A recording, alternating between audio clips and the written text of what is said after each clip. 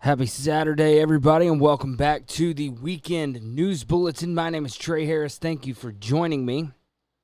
So we've got a lot to cover this week in the news, but first, let me ask you a question. How much does free speech matter to you?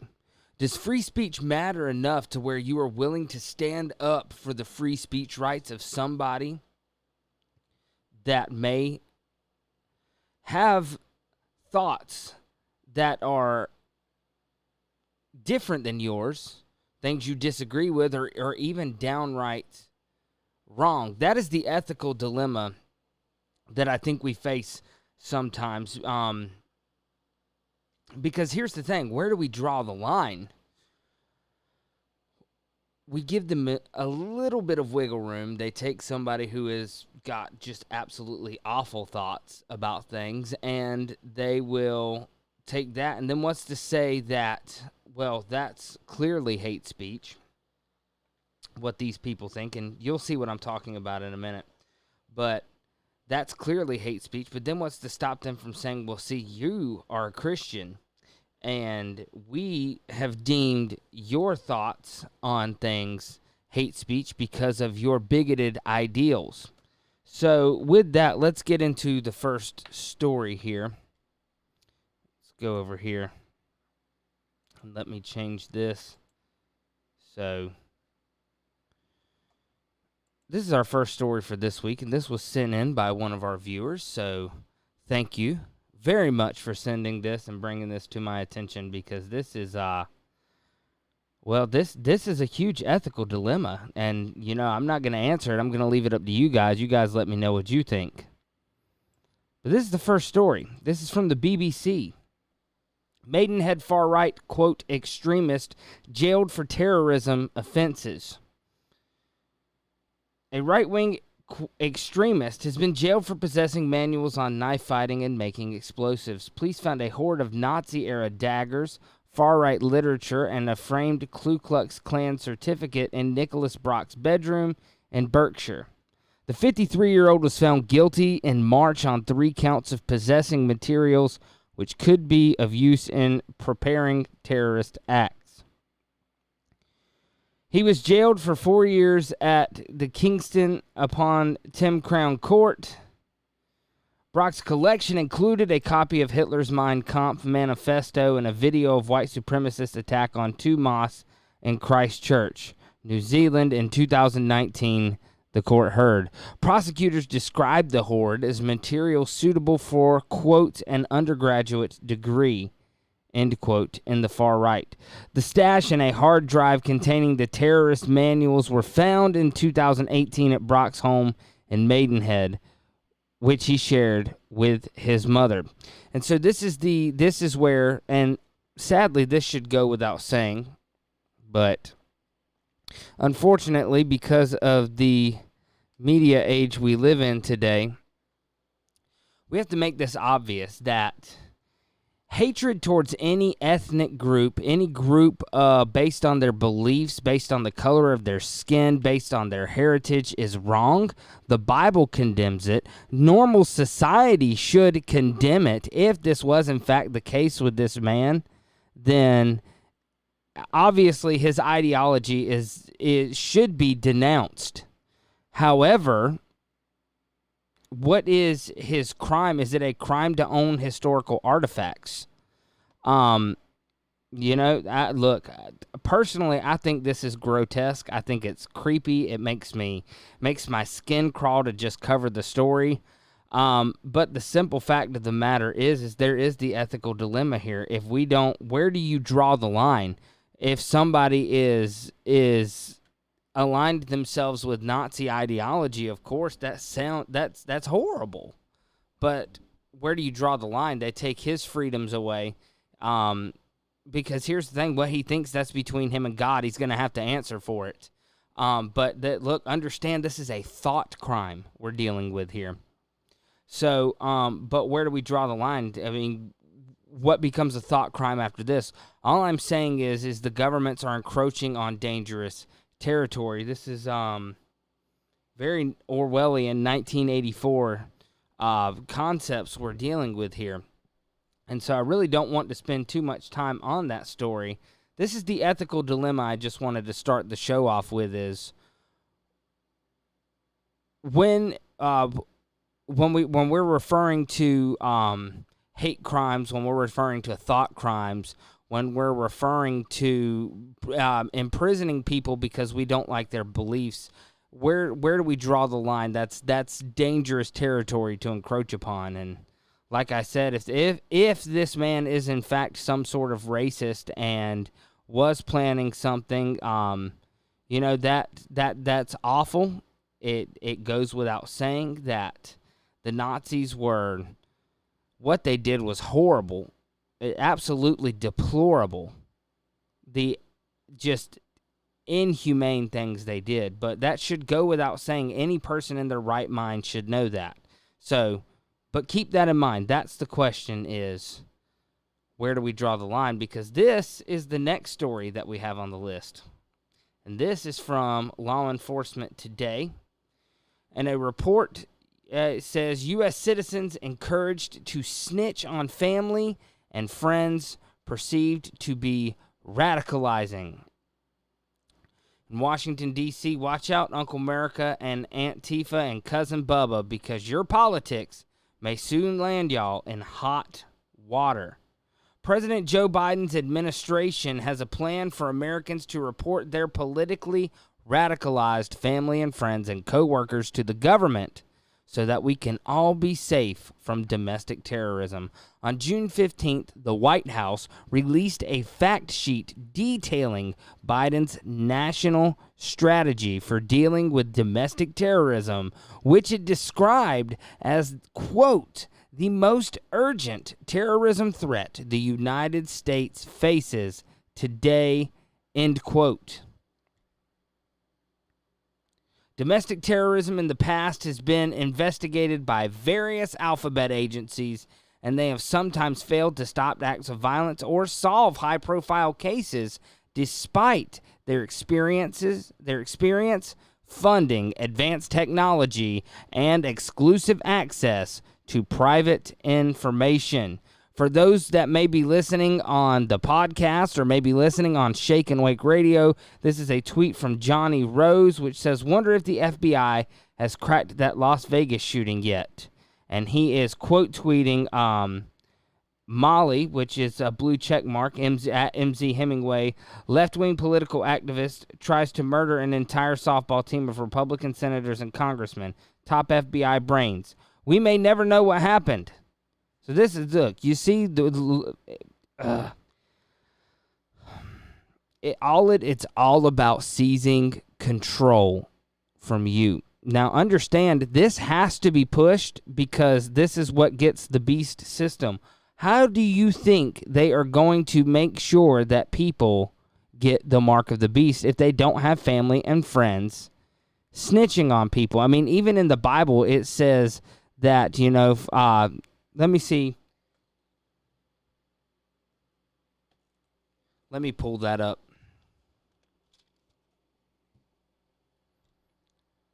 So let's see.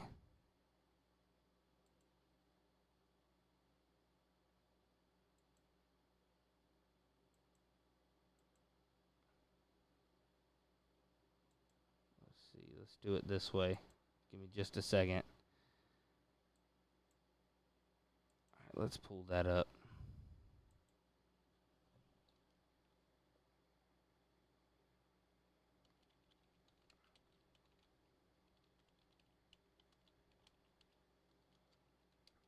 I probably should have had this pulled up before we got started, but honestly, I just thought about it.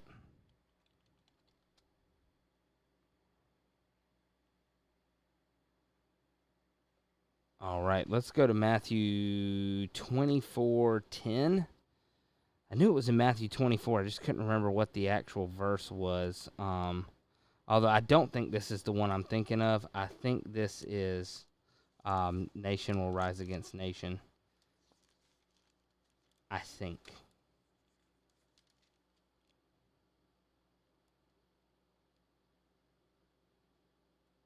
Nope, this is and many shall hate one another and betray one another.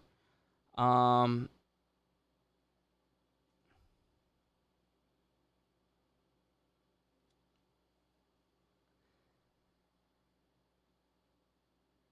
yeah, here it is. Luke 21:16. Luke 21:16. And I want to make sure I read this because the Bible prophesies that things like this are going to take place.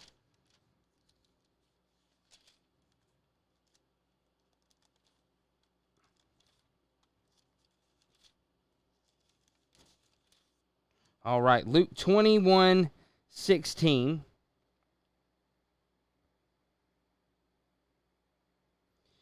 And ye shall be betrayed both by parents and brethren and kinsfolks and friends, and some of you they shall cause to be put to death, and ye shall be hated of all men for my name's sake. And so this is really what ties the first and second story together, is understand things like this have to happen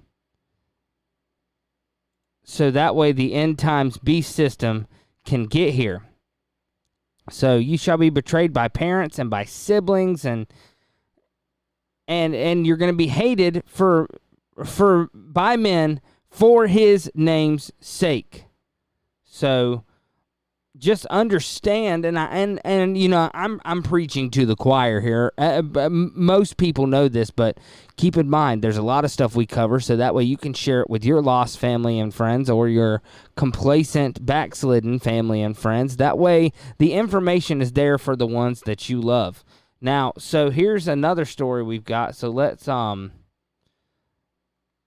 look.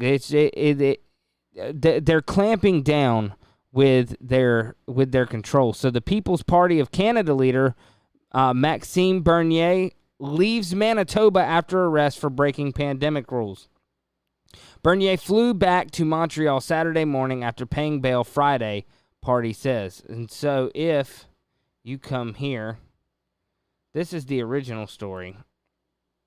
So let's read this one real quick, just in case in case there's somebody who doesn't know what we're talking about. Bernier attended a rally against COVID-19 restrictions held in southern Manitoba Village.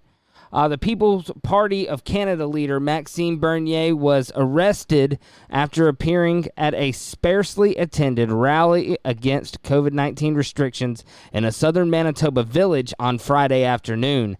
Radio Canada's Laisa Pamu, I hope I'm saying that right, I probably butchered that, was covering the event, said the rally in St. Pierre.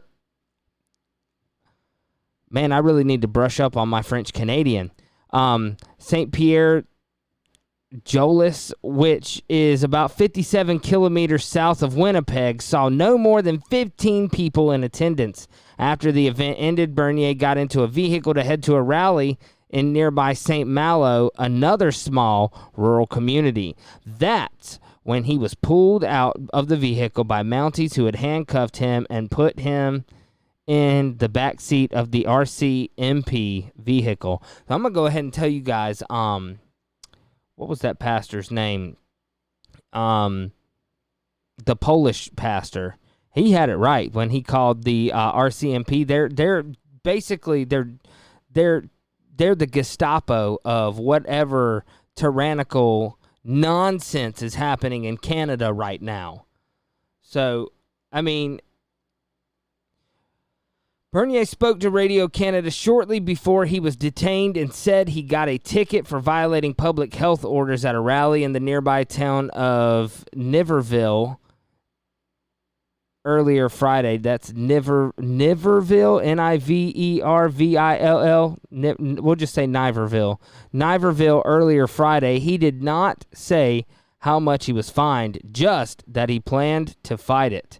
An RCMP spokesperson confirmed Bernier was ticketed earlier in the day. Quote, "It is the duty of the RCMP to enforce the laws of Manitoba, and those include public health orders. Mr. Bernier knew of the health orders and had already received a ticket. The continuation of the offense of violating the current public health orders in Manitoba has resulted in his arrest," Tara Seal said in an email.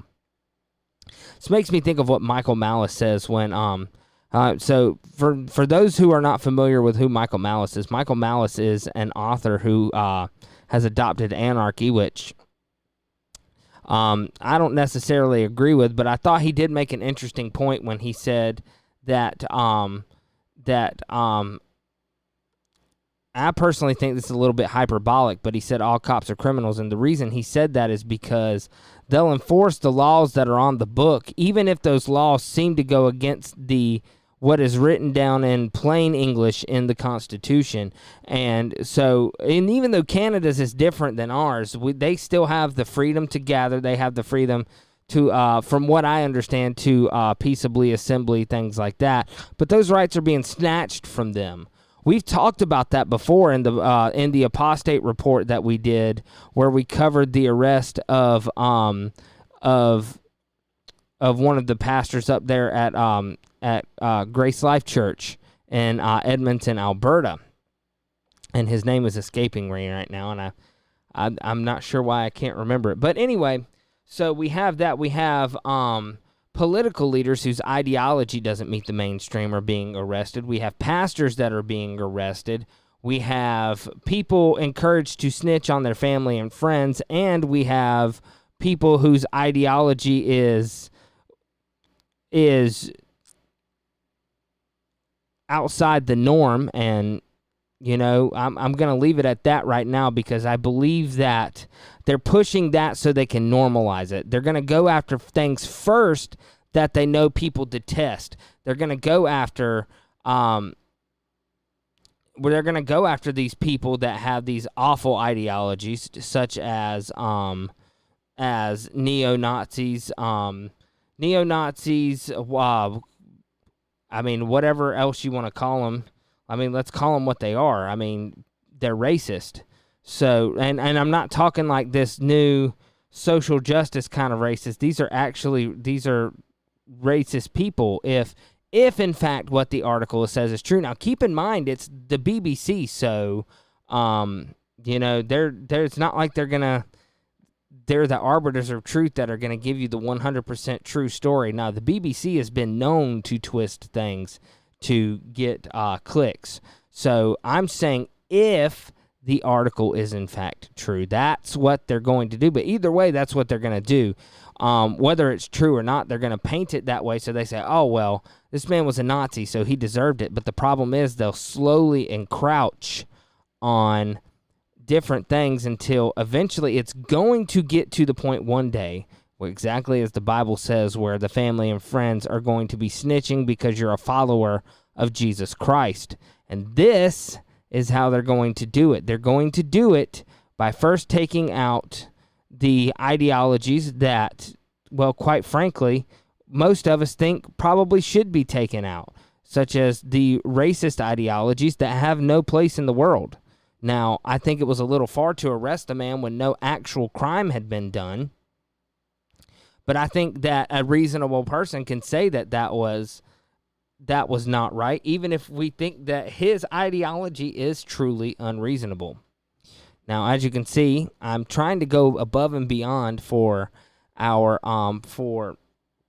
overlords at YouTube. I want to make sure that there is no way that we can possibly get this taken out of context, but it is what it is. I think you guys know where I'm coming from at this. At least I hope so. So here's another interesting story when we talk about taking out political opposition. This is from NBC News.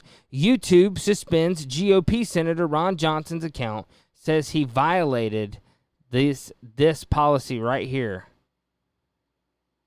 So I'm trying to avoid a buzzword if I can. The video giant said it doesn't allow posting of information that contradicts health authorities. Johnson's office complained of, quote, censorship. Now, I wanted to make sure I got this one from a left-wing source. YouTube suspended Senator Ron Johnson's account on Friday after the Wisconsin Republican posted his recent remarks about the alternative therapies to treat the bug. Quote, we removed the video in accordance with our COVID-19 medical misinformation policies. Now, I'm quoting YouTube here. Quote, we removed the video in accordance with our COVID-19 medical misinformation policies, which don't allow content that encourages people to use hydroxychloroquine, ivermectin to treat or prevent the virus, end quote, a YouTube spokesperson said in a statement. Johnson's account is blocked from uploading videos for a week, so he got his first strike. The company's policy states it does not allow content that spreads medical misinformation contradicting local health authorities or the World Health Organization's information about the bug, regardless of the speaker. So here's the interesting thing about it is let's go to local health authorities. What if a local health authority does recommend that? Then what are you going to do, YouTube? What kind of murky water is it when we're saying so? This is very vague.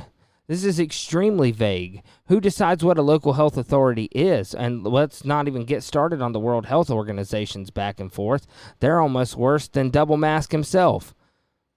So anyway, I digress. In a June 3rd virtual appearance before the Milwaukee Press Club, Johnson criticized the Trump and Biden administrations for, quote, not only ignoring, but working against robust research on the use of cheap, generic drugs to be repurposed for the early treatment of COVID, end quote, the Milwaukee Journal Sentinel reported. His ban comes as Republicans have increasingly been at loggerheads with tech companies over the perceived censorship of conservatives, and a month after former President Donald Trump's ban from Facebook was upheld. Trump is also still banned on or restricted from using YouTube, Instagram, Twitter, among other platforms. This is a dangerous society we are living in. It used to be that you could have a conversation with somebody who had different ideologies than you, and at the end of the day, shake hands, agree to disagree, and go your separate ways. But now, in today's society, if you disagree with the mainstream, eventually you will be completely deplatformed and cast out of the society as a pariah, or as in the, let's get Old Testament on it, you will become the leper of the modern society just because you are pointing out the inconsistencies that are being upheld. It is absolutely moronic in its nature. So, let's see. I think this one goes here. So, anyway, we are coming up on 25 minutes. So, we're going to take a quick break right here, and we're going to get into this. This next story is quite interesting. We're going to be talking about the threat of the single biggest threat to our democracy. This is from our beloved former president, not the orange man, the one before him. So we're gonna get back into that. We will be right back here on the Weekend News Bulletin. Don't go anywhere.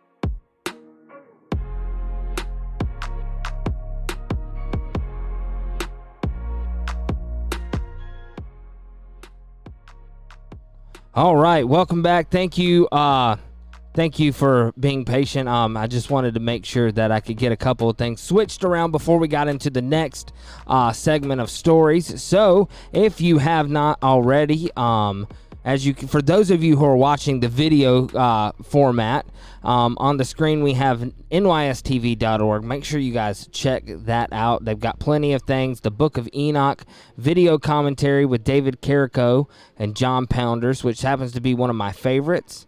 Vampires, Lies of the Immortal, which is part of the Dark Covenant series, which I thought was excellently done. It was great. Dark Covenant, Secret of Secrets. Excellent documentaries all the way around. You can use the promo code CCR. That's all caps CCR. Get your first month free. So make sure you guys take advantage of that deal. It is well worth it. And you'll get 30 days to see that for yourselves. I want to give a big shout out to Shake and Wake Radio. Annie, thank you so much for letting us be a part of the Shake and Wake Radio family. And I just want to say, here at Course Correction Radio, we love you very deeply. And aside from that, Harris family loves you very deeply. Thank you for everything you are doing, and God bless you. So, if you are watching this or listening to the podcast, make sure you check out Shake and Wake Radio. Tons and tons of excellent hosts out there. Let's see what we got here. So, we have... fly through some of these. So, let's see. We've got Laura Lynn and Friends, Global Watchman News, The Cutting Edge with John Hall. Make sure you guys check out The Cutting Edge. We've got The Midnight Ride, NYSTV. We've got Remnant Restoration, so shows you guys are all familiar with, most of you. We've got The Big Puzzle with Barry Prince. Reality Bites. I mean, these are great shows, and of course, yours truly.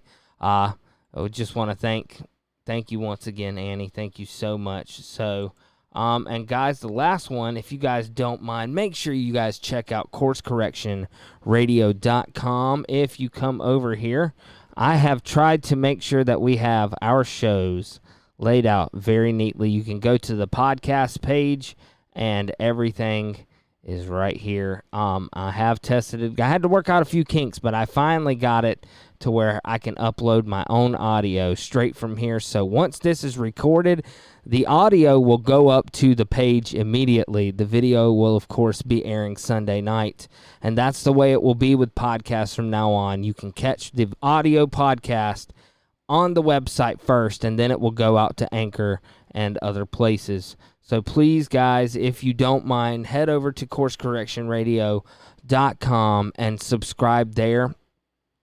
Few things I've probably still got to work out, but that's a place where you will be able to find us if anything happens, because with some of the stuff we're about to cover, there's a good chance that YouTube might not like what we're going to have to say, but we're going to do our best. So let's get into the next story. Obama, the internet is, quote, the single biggest threat to our democracy. This is from Vox.com.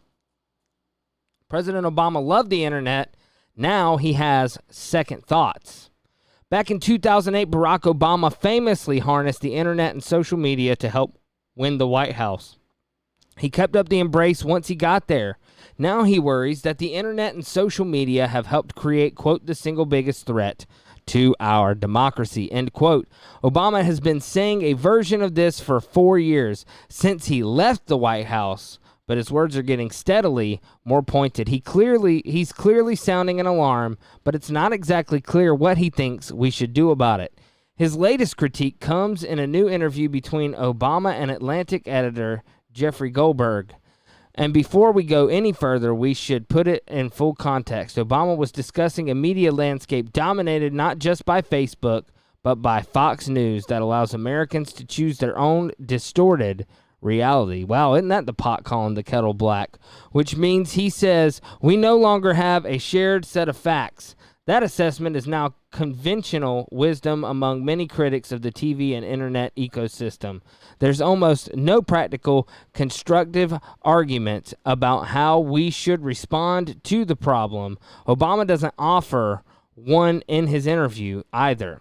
And again, it's incorrect to say that Obama is laying the problems of our broken information landscape solely at the feet of Facebook or any other particular tech company, but he is certainly lacing into them now in a way he didn't do prior to leaving the White House. So this is why we've got this story up. So as a matter of fact, let's head to this one. Yeah, that should be there. So this is from Reuters. Fact check the world. So we have no, that doesn't go there. Sorry.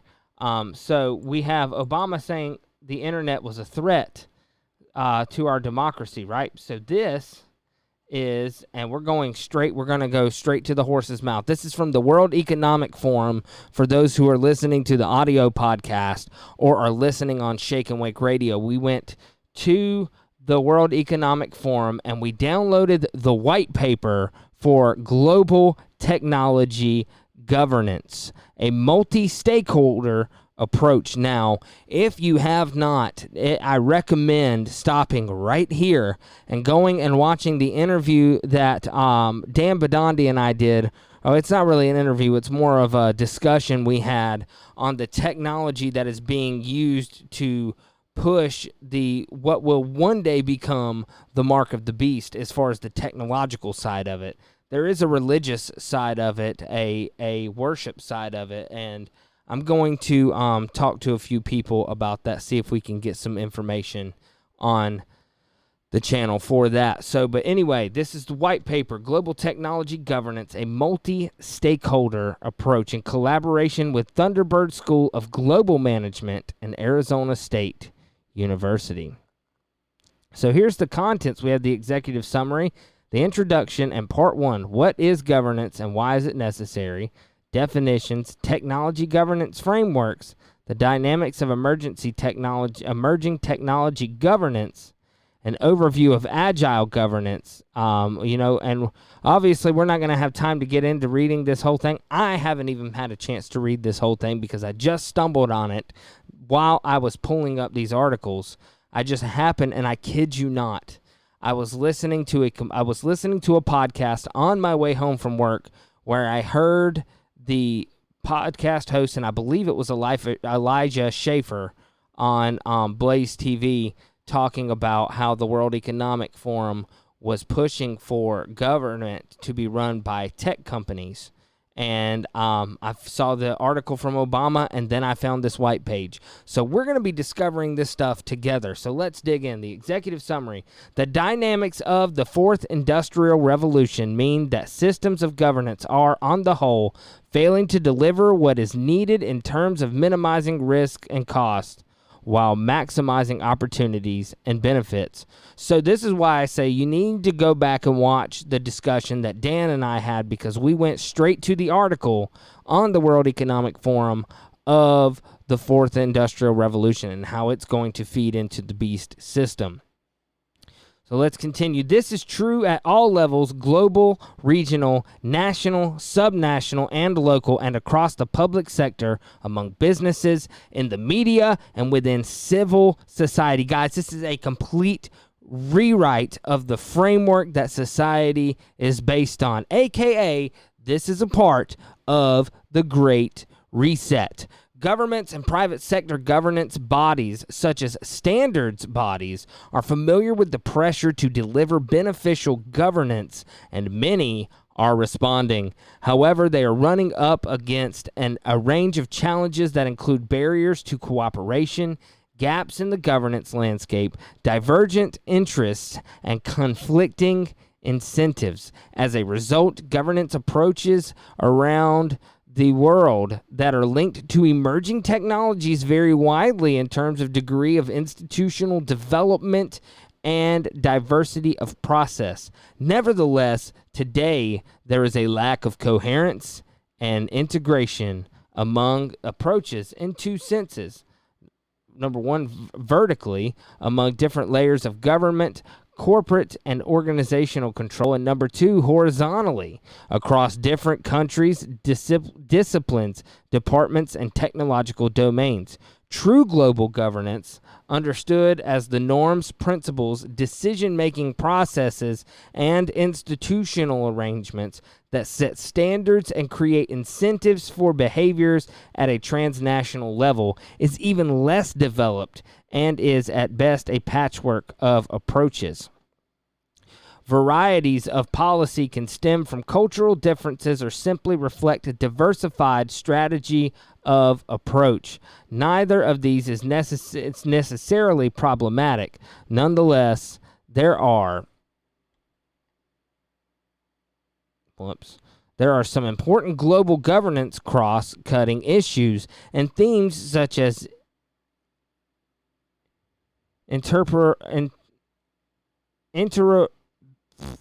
I can never say that word. Interoperability, privacy, access, and inclusion, employment and sustainability, where common interests and existing mechanisms can be drawn on to create global norms. Now, notice that word keeps getting used. Global governance, global norms. This is the push of, and look, like I said, once again, I'm preaching to the choir, but this is the pushing of a global governance through technocracy. And people are fighting back. I don't know if you guys have seen it in the news, but India is fighting back against Twitter, and I think there's some sort of legal issue going on there because Twitter refuses to follow India's laws, and India's not having it. Nigeria has outright banned Twitter from their country, which, I mean, look, I'm not a big fan of Twitter anyway. So, I mean, Course Correction Radio has a Twitter, and we just never post on it because I don't like Twitter. But there is that. But you can follow us on Gab. You can follow us on Parler. I'll be honest, I don't really post on those too often. I've been posting on Gab a lot. You can find a lot of links to our videos and stuff there. But I do like Gab. Follow us on MeWe. We're all the way. I'll try to leave all the social media links in the show notes. That way you guys can see them there. So there's also promising movement at the technology level as coalitions of actors form at the national, supranational, and global levels to accelerate the safe and inclusive development of emerging technologies such as artificial intelligence, precision medicine, drones, the Internet of Things, autonomous vehicles, and distributed ledger systems. However, there are far too few legitimate, rigorous, and truly multi-stakeholder processes, and there's the key right there. Multi-stakeholder. Now, we're talking about stakeholder capitalism. Multi-stakeholder processes that support the sharing of ideas, innovations, and lessons for governance in diagonal ways, i.e., promoting both vertical and horizontal coherence simultaneously. To move forward, stakeholders urgently need to share and co-create inclusive and participatory approaches to technology governance, adopt agile digital mindsets, invest in digital skills and digital leadership, and inside the public sector, creating a climate. Inside the public sector. So that's the government. So we talk about the private sector. That's your businesses, right?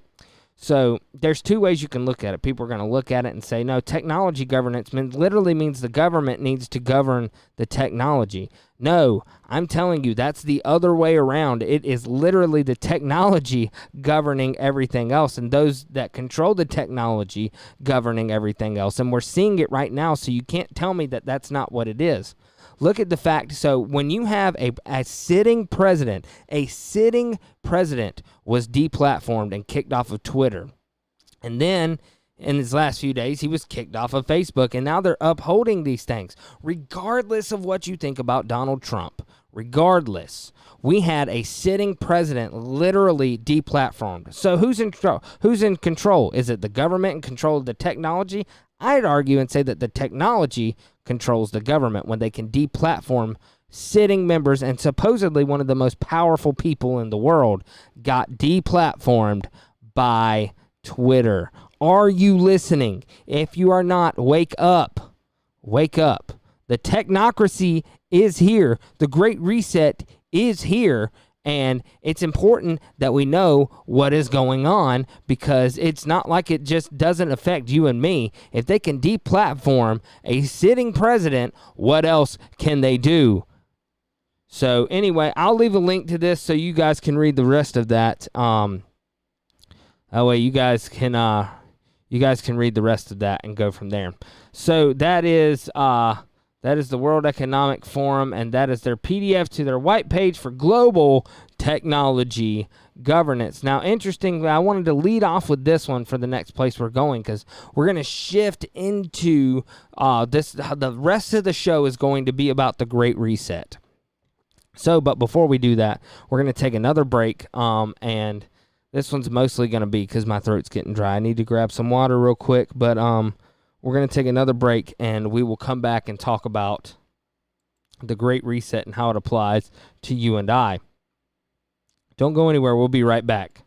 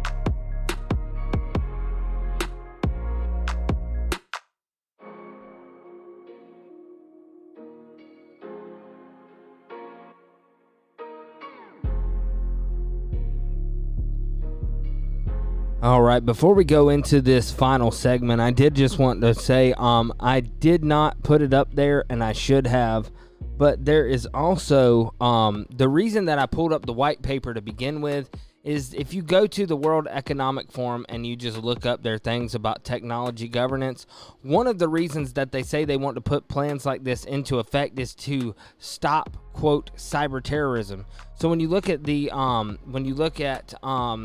the attacks that we've had recently, you know, we had the attack on the pipeline, we had the attack on the food place. I don't even remember what that one was.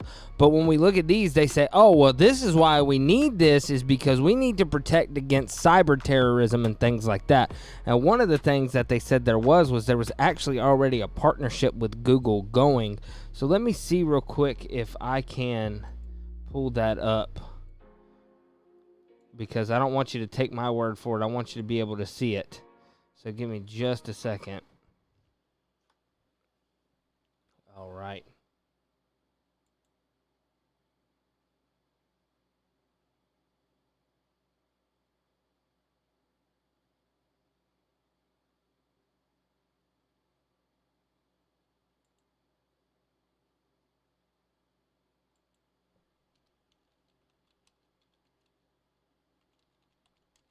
All right, we're going to search this.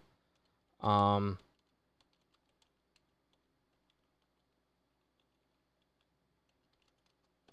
I want to find this. I want you guys to see what I saw. So, and here's the interesting thing is the World Economic Forum came out in April and said that they were planning to stage cyber attacks. So, isn't that interesting?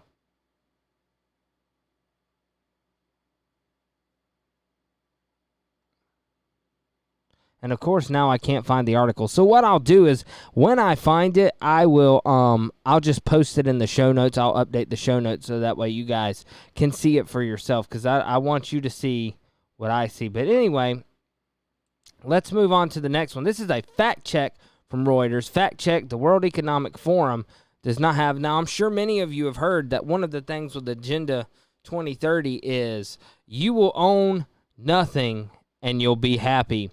Now, this is what they say. The World Economic Forum does not have a stated goal to have people own nothing by 2030.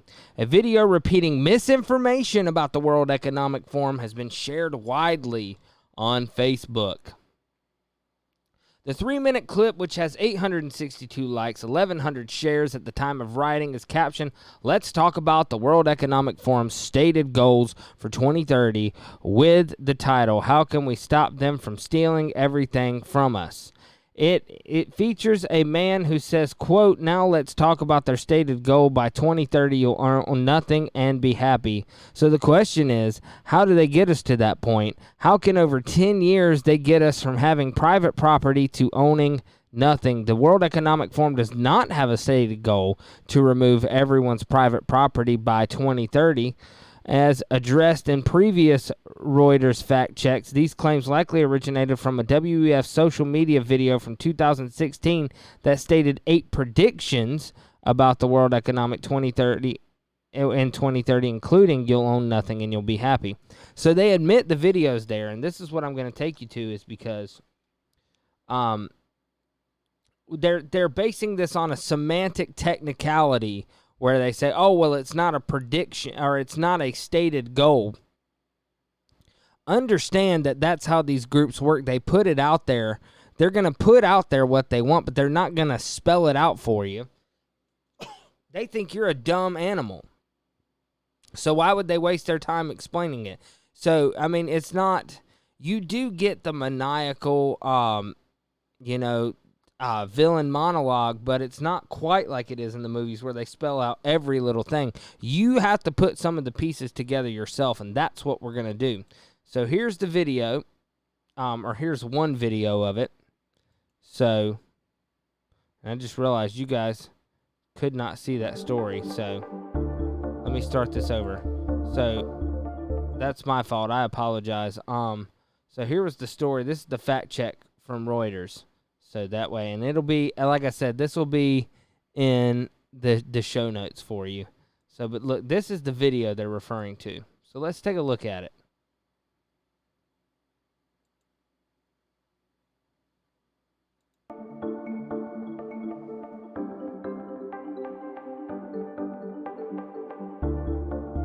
There it is. You'll own nothing and you'll be happy. Whatever you want, you'll rent it and it'll be... So let's go back because I want to see that. So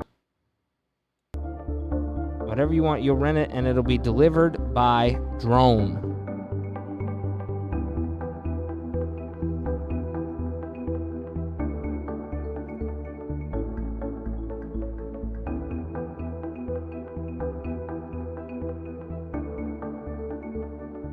They paint it as if it's this is so great, but this is so nefarious. It's not even funny. This is just downright creepy.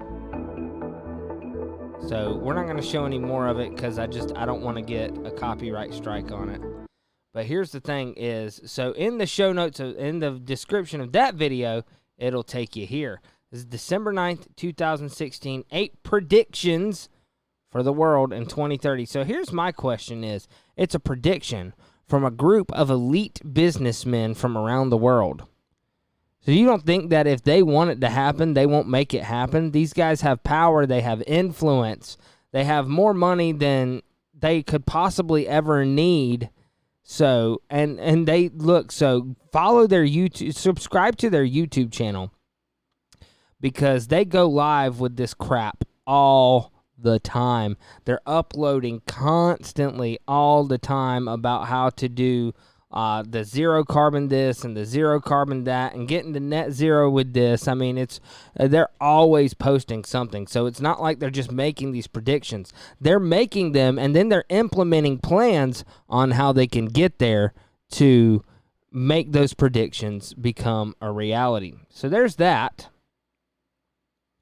And so one of the things the guy asked was, how are they going to get us to where we don't own private property? So check this out. This is an article from GenZconservative.com. Hedge funds are buying up American housing. That's a dangerous trend. Then for those of you listening to the audio, this is what it says. It has a Twitter thread from Cultural Husbandry that says, single-family rentals, now your potential lower to middle-class homeowner is positioned to be a permanent renter.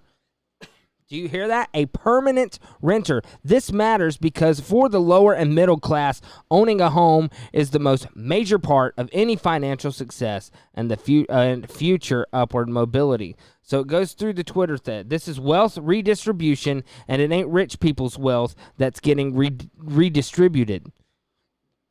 It's normal American, middle-class, salt-of-the-earth wealth heading into the hands of the world's most powerful entities and individuals. The traditional financial vehicle gone forever. Now, the article says, a very dangerous trend has been discovered as of late. Hedge funds are buying up American housing. The Wall Street Journal, Federalist, and Zero Hedge have all reported on the problems. But the most succinct and useful depiction of what's happening is this Twitter thread. You'll want to read the whole thing and the articles in it. The info is important. So we have all of that. This is the thread. Excuse me. Blackrock is buying every single family house they can find, paying 20 to 50% above asking price and outbidding normal home buyers. Why are corporations, pension funds, and property investment groups buying entire neighborhood? Why are they buying entire neighborhoods out from under the middle class? Let's take a look. Homes are popping up on MLS and going under contract within a few hours. BlackRock, among others, are buying up thousands of new homes and entire neighborhoods. So, who is BlackRock? Only the world's largest asset manager and leading proponent of the Great Reset, and we're going to show the receipts on that. They're looking to redistribute, get this, $120 trillion, the entire wealth of the world's middle class. So, by the way, I just want to point out, I have not read any of this yet. I've got stuff pulled up that I remembered from BlackRock from months ago, so that way you guys could see it. I didn't even know this guy was going to talk about that, so I'm glad he's getting into it because I'm going to show you what he's talking about. The entire wealth of the world's middle class and poor combined several times over. So I believe it was on the Glenn Beck podcast. He actually had a former executive from BlackRock on because this all feeds into stuff that me and Dan talked about last week when we talked about the Mark of the Beast, guys. It's coming full circle. So as an example, a 124 new home neighborhood was bought in its entirety in Texas. Average Americans were outbid to a tune of $32 million. Homes sold at an average of 20% above listing. Now the entire neighborhood is made up of SFRs. What are SFRs? Single-family rentals. Now your potential lower to middle-class homeowner is positioned to be a permanent renter. This matters because for the lower and middle class, owning a home is the most major part of any financial success and future upward mobility. This is where these are the ones we talked about earlier. Wealth redistribution, and it's the redistribution of the American middle class. Home equity is the main financial element that middle class families use to build wealth, and BlackRock, a Federal Reserve funded financial institution, is buying up all the houses to make sure that young families can build wealth. That's right, Federal Reserve funded financial institute. Now let that sink in for a minute. Got it? They're using your tax dollars to F over, this is what the article says, to F over the lower and middle class, and it's permanent. Not one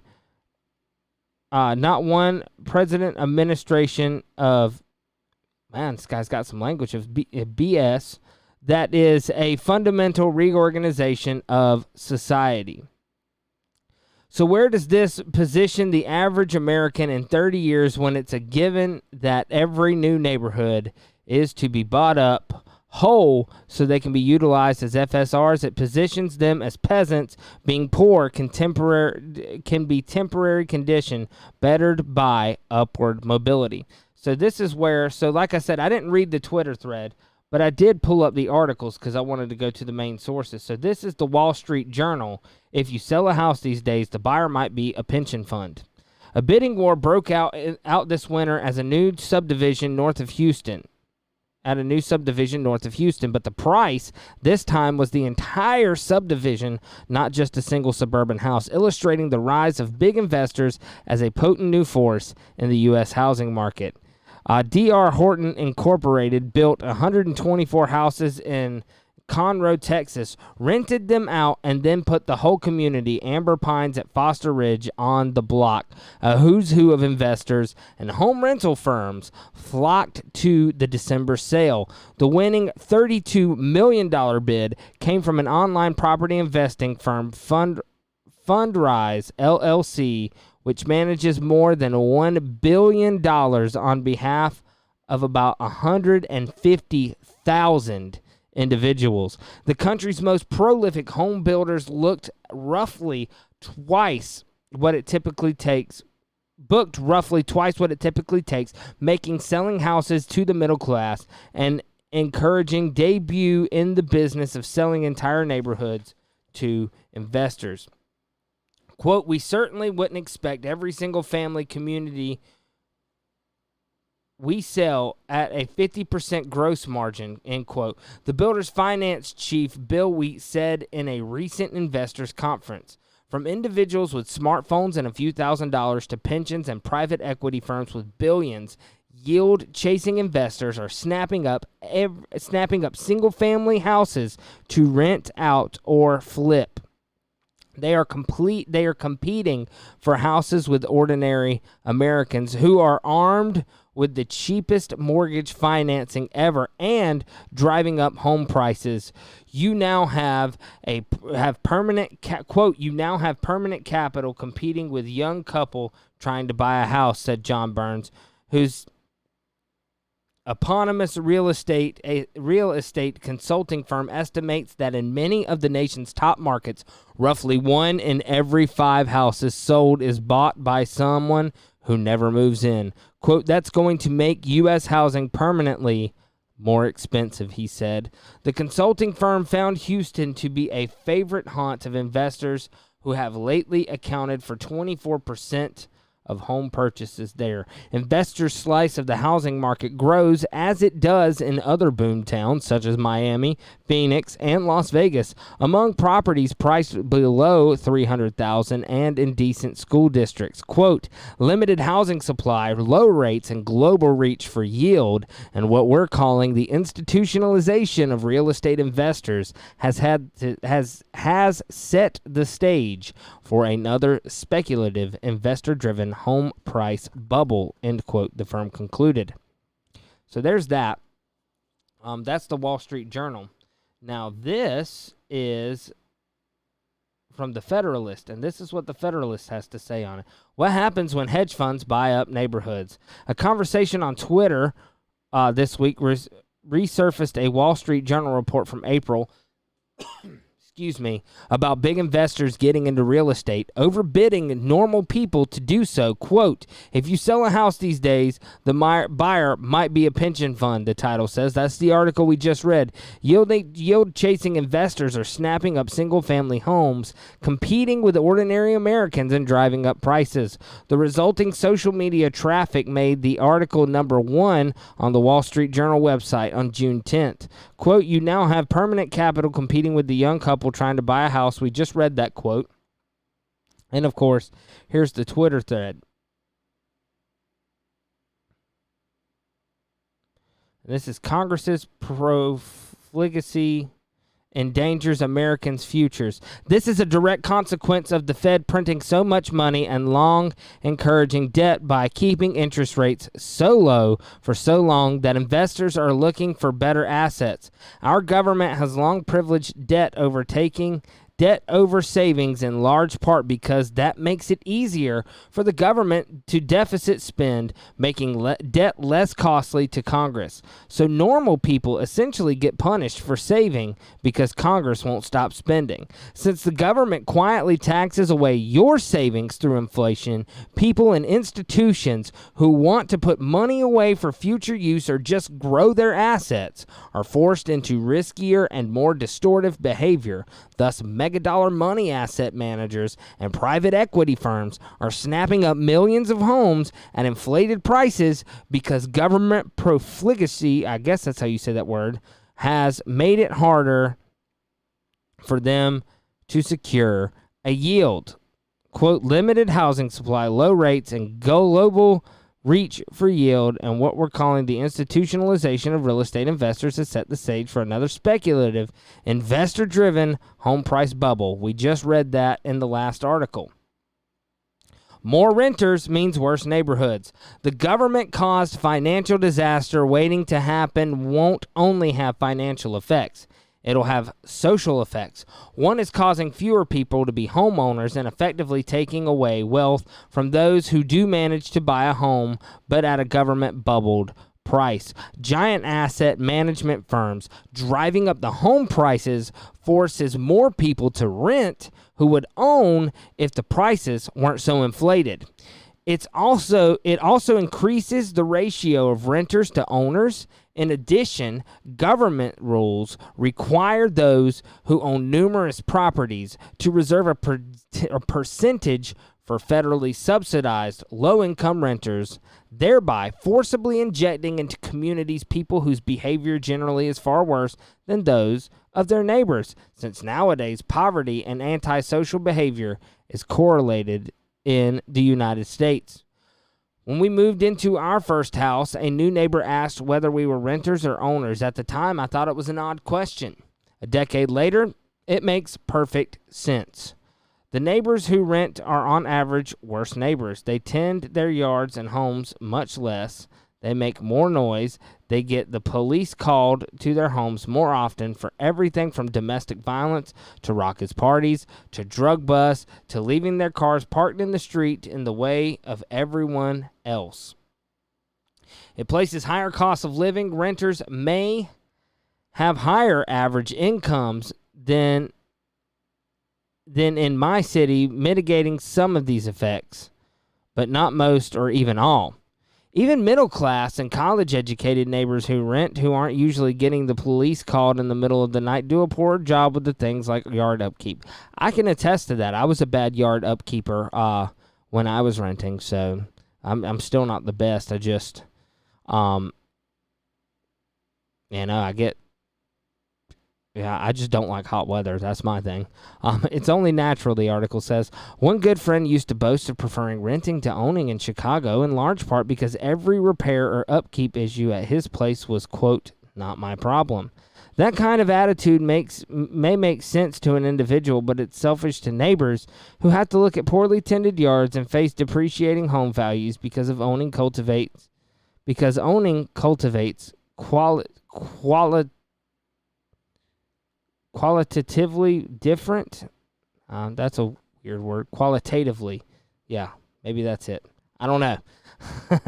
And far preferable behaviors than renting. So I think we get the point with that one. So that's the Federalist. Now, here's the interesting one. This is wealth distribution. Blackrock and other institutional investors buying entire neighborhoods at huge premiums. This is by Tyler Durden, which is clearly a pseudonym. For those of you who don't know, Tyler Durden is Brad Pitt's character from Fight Club. As the real estate market continues to break records, a cabal of institutional investors has been tossing gasoline on the fire, buying up properties hand over fist as middle American renters watch their dreams of home ownership fade at the hands of pension funds and other financial behemoths. Quote, you now have permanent capital competing with young capital trying to buy a house. So we get this, but check this out. So for those of you who are on the video podcast, you'll see this, but those of you listening to the audio, It gives us another quote. That's going to make the U.S. housing permanently more expensive, said Burns, who thinks home prices will climb as much as 12% this year. Excuse me, on top of last year's 11% rise. And what it does is it gives us a chart of U.S. home prices year-over-year growth, and you can see it in about 1982. It was, or between 82 and 90, it was sitting at what looks to be about 7 or 8%. It descends through the mid-90s down to almost zero, skyrockets in the 2000s all the way up to 15.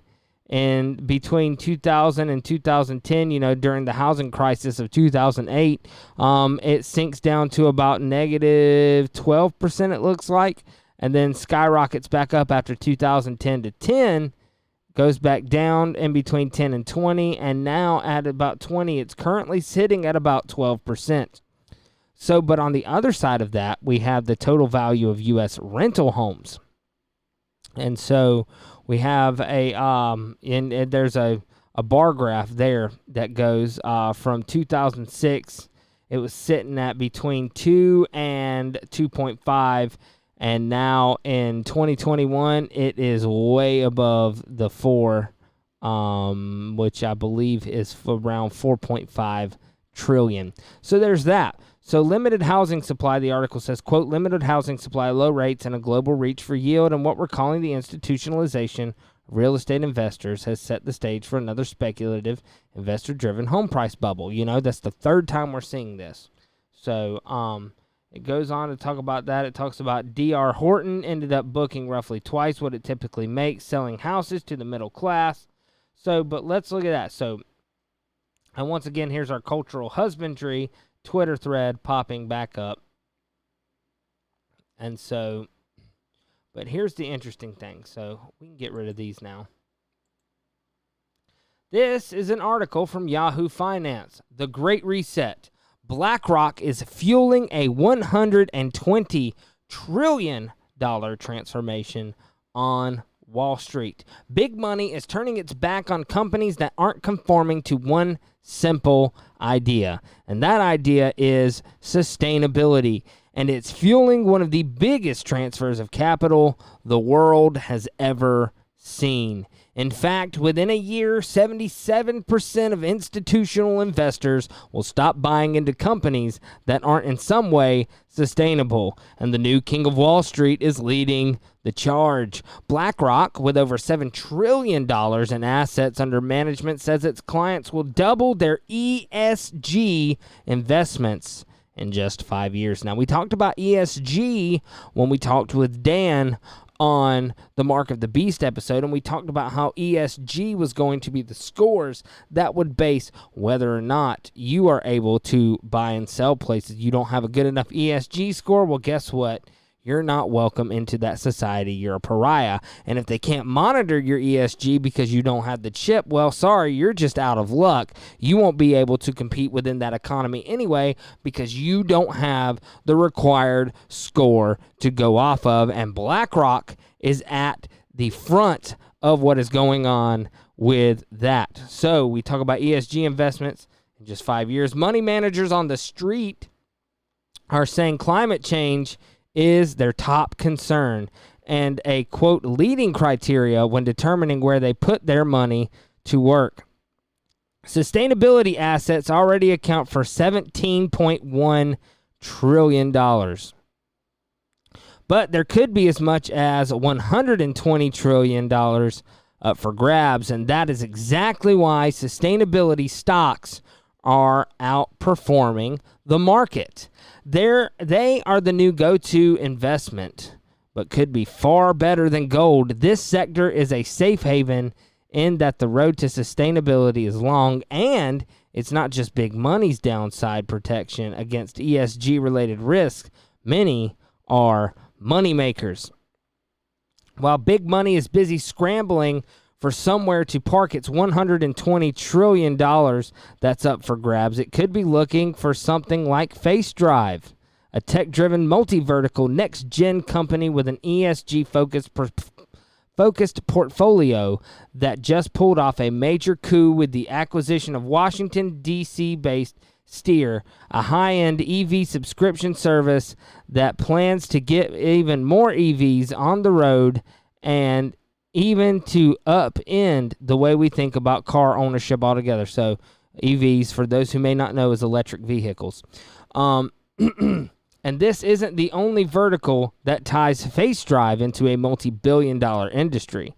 It's tied to the $5 trillion global transportation industry, the $9 trillion healthcare industry, the $850 billion airline industry, the $600 billion Major League Sports industry, and the $26 billion food delivery segment. By the way, that's why you have Delta Airlines going woke. That is why you have the pharmaceutical companies, when they're giving out their jabs, one of the first things that they're asking is what somebody's race is. That's why you have the Major League Sports, such as baseball, basketball, you pick your poison. That's why all these companies are going woke, because it all goes back to that ESG driven portfolio, all of it. So from the world's first carbon offset ride sharing platform to an electric vehicle subscription service, Face Drive is rethinking the entire concept of car ownership, and ESG investors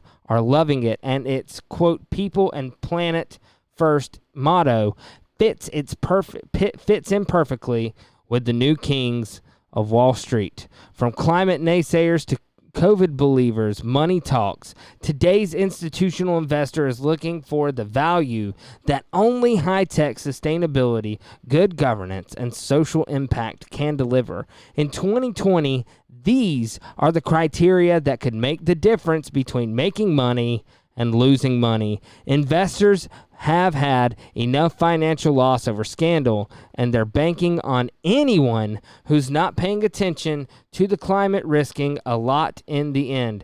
COVID has hastened that even more, with PwC noting that public awareness of ESG-related risks has catapulted climate change and sustainability to the top of the global agenda, and that COVID has brought, quote, the real-life impacts of overlooking ESG factors into the spotlight.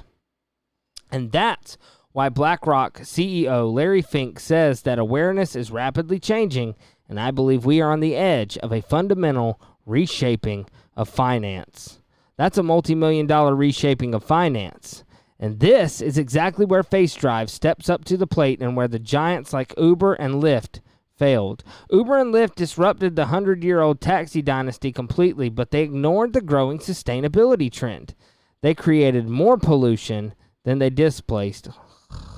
Eye roll. And in terms of governance, they spent most of their time butting heads with local authorities and their own drivers. Face Drive saw the gaps and created a roadmap for the ride-hailing future. It was the first to offer riders a choice of EVs and hybrids, and the first to plant trees to offset its carbon footprint.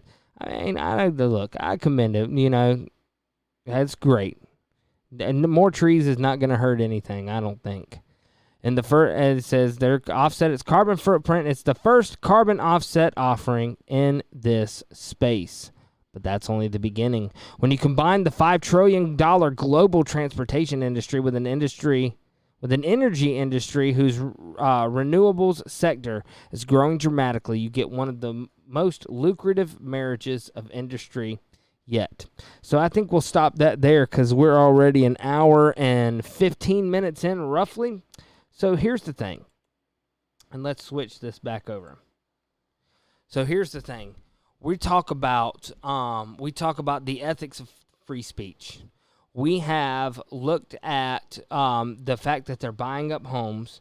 We've looked at the fact that they're trying to put technology in control of the governance, and we're looking at all of this and understand the world has changed fundamentally in the past 15 to 18 months. And it may not ever get back to the same, but here's the thing. Here's the good thing for you and for me.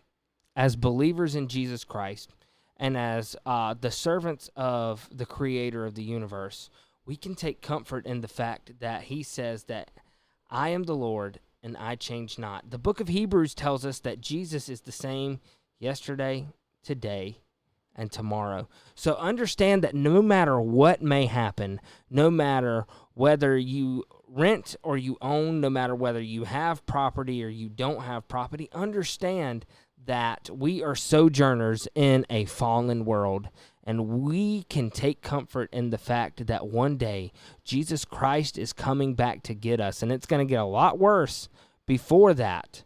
But we will know that just like he said, we can look up when all these things happen, for our redemption draweth nigh. That's what he says every time he talks about the birth pains and the coming of the end. So don't let these things discourage you. If anything, let them encourage you that we know that we are getting closer to the return of our Lord and Savior, of our high priest, and that one day, and with each passing day, we are closer to meeting our Creator face to face, and that is a great thing. So we're going to end the show there. Thank you guys so much for sticking with us, and I just want to give a shout out to Mercy on Us. Thank you for sending me down this rabbit hole. I have enjoyed studying it. I've really appreciated all the articles that you sent, and I'm sorry I couldn't get through all of them. There's some I'm going to be pulling up next week, because I'm going to try to take a look at the tragic death of the reporter, Christopher Sign. And we're going to take a look at that debunked conspiracy theory and see what information we can find there, because understand, and many of you know, next week I will be on truthradioshow.com with Dan Badandi. On the Dan Badandi Show, we're going to be talking about spiritual warfare. As it sits right now, we're going to be looking at aliens. We're going to be looking at the indoctrination that comes with them. We're going to be looking at reptilians, things like that, and how it applies to the New Age propaganda that they're pushing and what the Bible has to say about it. And so I bring all that up. The way it ties into this is, it's very easy when we see people doing heinous things to focus all of our emotions towards those people. But understand, one of the things we're going to look at in both next week's weekend update, weekend news bulletin, and and the spiritual war segment with Dan, one of the things we're going to be looking at is the fact that we're not wrestling against flesh and blood. And that goes with everything we talked about today as well. So take encouragement from this. It seems bad, but understand that the Father is in control of everything. Nothing happens without him allowing it first. And so understand that I am praying for each and every one of you. I'm going to keep you in my prayers. I hope you will keep me in yours. We're going to get through this together, and we're going to get through it no matter what happens to us. We're going to end up on top because we serve the Creator of the universe. Thank you guys so much for listening to me rant about these things, and we will see you guys next time on the Weekend News Bulletin. My name is Trey Harris, and have a wonderful, wonderful evening.